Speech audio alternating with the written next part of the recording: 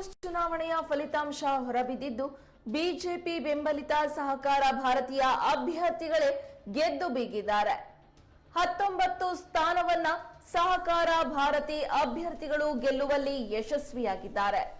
20 ವರ್ಷದಿಂದ ಮ್ಯಾಮ್ಕೋಸ್ ಆಡಳಿತ ಮಂಡಳಿಗೆ ಸಹಕಾರ ಭಾರತಿ ಅಭ್ಯರ್ಥಿಗಳೇ ನಿರ್ದೇಶಕರಾಗಿ ಆಯ್ಕೆಯಾಗ್ತಾ ಇದ್ದು, ಇದೀಗ ಮತ್ತೊಂದು ಅವಧಿಗೆ ಸಹಕಾರ ಭಾರತೀಯ ಅಭ್ಯರ್ಥಿಗಳು ಆಯ್ಕೆಯಾಗಿದ್ದಾರೆ.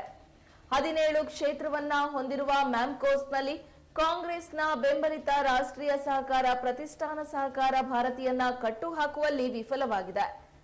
ರಮೇಶ್ ಹುಲ್ಕುಳಿ, ರತ್ನಾಕರ ಬೆಳಗಿನ ಮನೆ, ಆಗುಂಬೆಯ ನಂದನ್ ಹಸಿರು ಮನೆ, ತೀರ್ಥಹಳ್ಳಿಯ ಜಯಶ್ರೀ, ಶಿವಮೊಗ್ಗದ ಗೋಂದಿಚಟ್ನಹಳ್ಳಿಯ ವಿರೂಪಾಕ್ಷ ಜಿಇ, ಸತೀಶ್ ರಾಮೇನಕೊಪ್ಪ, ಹೊಸನಗರದ ಕಿರುಗುಳಿಗೆ ಕೆವಿ ಕೃಷ್ಣಮೂರ್ತಿ, ಸಾಗರದ ತಿಮ್ಮಪ್ಪ ಶ್ರೀಧರಪುರ, ಕೀರ್ತಿರಾಜ್ ಕಾನಳ್ಳಿ, ಭದ್ರಾವತಿಯ ಕುಬೇಂದ್ರಪ್ಪ, ತರೀಕೆರೆಯ ರಮೇಶ್ ಟಿಎಲ್, ಕಳಸದ ಪ್ರಸನ್ನ ಹೆಬ್ಬಾರ್ ಜಿಎಸ್, ಕೊಪ್ಪದ ನರೇಂದ್ರ ಬೇಳೆಗದ್ದೆ, ಕೊಪ್ಪದ ಸಹನಾ ಸುಭಾಷ್, ಶೃಂಗೇರಿಯ ಸುರೇಶ್ ಚಂದ್ರ ಅಂಬಳೂರು, ಕಚ್ಚೋಡಿ ಶ್ರೀನಿವಾಸ್ ಶೃಂಗೇರಿ, ಹೊಸನಗರದ ಧರ್ಮೇಂದ್ರ, ಸಾಗರದ ಅನಂತಪುರದ ಬರ್ಮಪ್ಪ, ಶಿಕಾರಿಪುರದ ವೀರೇಶ್ ಗೆಲುವು ಸಾಧಿಸಿದ್ದಾರೆ.